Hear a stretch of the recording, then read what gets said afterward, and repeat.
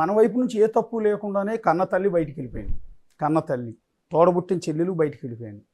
So ఆత్మ అని చెప్పుకుని విజయసాయి రెడ్డి కూడా బయటికి వెళ్ళిపోయాడు. మీరు చెప్తున్నట్టు ఆయనతో పాటు జైలుకెళ్ళి మోపిదేవి లాంటి వ్యక్తి బయటికి వెళ్ళిపోయాడు. సో ఎందుకు అంటే మన వైపు నుంచి ఏ తప్పు లేకుండా ఎంతమంది మనల్ని విడిచి మనల్ని కాదు అనుకుని బయటికి వెళ్ళిపోతున్నారంటే ఆమె ఎప్పుడు 2 years బ్యాక్ వెళ్ళింది కదా. సరే వాళ్ళ పర్సనల్ ఇష్యూస్, ఏదో ప్రాపర్టీస్ ఇష్యూస్, ఇంకోటో విజయమ్మ గారు నేను కూతురుగా నిలబడాలా అని చెప్పేసి ఫస్ట్ ఇక్కడ తెలంగాణలో పార్టీ పెట్టింది షర్మిలమ్మ.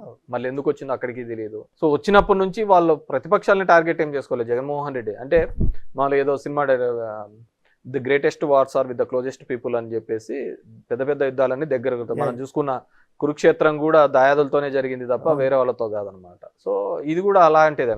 సరే మేబీ ఒక్కొక్క రీజనింగ్ ఉండొచ్చు, నేను అంత డెప్త్గా మనకు తెలియదు. కానీ సో నేను ఒకటే ఆలోచించినది, ఇంతకుముందు చెప్పినట్టు చంద్రబాబుకు ఒక అగైనెస్ట్ ఒక లీడర్ నిలబడాలి. ఒక దమ్మున్నోడు డెఫినెట్గా వీళ్ళని ఛాలెంజ్ చేసి నిలబడతాడు అనే వ్యక్తి.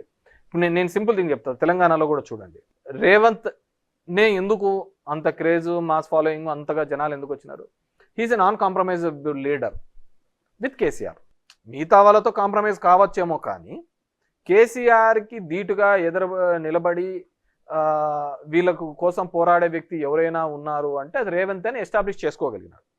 బికాజ్ ఏం చేసినాడు, కేసీఆర్ చాలా మందిని ఆ విధంగా ఎస్టాబ్లిష్ కావాలనుకున్న లీడర్లు అందరినీ కూడా తన మాటలతోనో దీనితోనో తొక్కిపడేసినాడు. జానారెడ్డి గారు కనపడక, జానారెడ్డి గారు నేను మంచి మిత్రులు, నేను వాళ్ళ ఇంటికి భోజనానికి పోవాలనుకున్నాను, ఈ విధంగా ఉండాలనుకుంటున్నాను అనాలకల్లా జనాలకు కూడా ఇదేందా జానారెడ్డి వీళ్ళిద్దరు ఏదో కుమ్మక్కైనట్టున్నారే అని చెప్పేసి.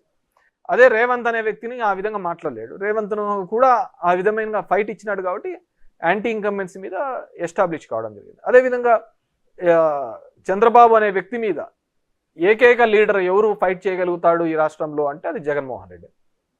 మీరు మన ఆంధ్రప్రదేశ్ రాష్ట్ర రాజకీయాలు ఎక్కడా లేనంత డిఫరెంట్గా ఉంటాయి.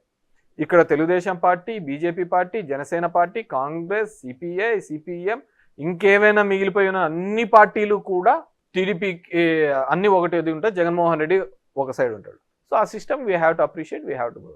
డెఫినెట్గా జనం తరపున నిలబడతాడు, జనం తరపున ఫైట్ చేస్తాడు, ఎత్తి చూపుతాడని నేను. అంటే మీరు పదే పదే జగన్మోహన్ రెడ్డి గారు ప్రతి సభలోనూ ఒక ముఖ్యమంత్రి స్థాయిలో ఉండే వ్యక్తి పవన్ కళ్యాణ్ ఉద్దేశించి కారులను మార్చినట్టు పెళ్ళాలను మారుస్తాడు, 3 పెళ్ళిళ్ళు 4 పెళ్ళిళ్ళు అంటూ బహిరంగ వ్యాఖ్యలు చేయటం అనేది అవతల వ్యక్తికి సింపతి తెచ్చిపెడుతుంది, ఈ మీద నెగిటివిటీ తెచ్చిపెడుతుంది. పైగా సీఎం స్థాయిలో ఉన్న వ్యక్తి బహిరంగంగా అలా మాట్లాడొచ్చా? అది పవన్ కళ్యాణ్ ప్లస్ అయింది కదా. డెఫినెట్గా ప్లస్ అయింది. దాన్ని ప్లస్గా చేసుకున్నాడు కూడా. ఇప్పుడు చిరంజీవి అలాంటి సందర్భం ఒకటి, చిరంజీవి వచ్చి సార్ అన్న టికెట్లది అదేదో చిన్న వీడియో క్లిప్ పెట్టినాడు. అంతకుముందు మాట్లాడినది అన్ని పక్కకు పోయినాయి. ఆ క్లిప్నే చూసి మా అన్నని ఇట్లా అంటారు ఇదంటారు.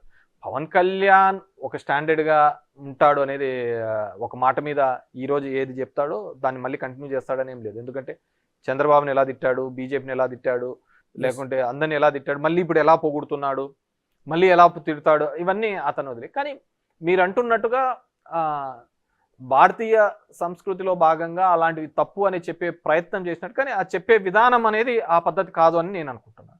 మేబీ దానివల్ల కూడా పవన్ కళ్యాణ్కి అడ్వాంటేజ్ అయింటుంది.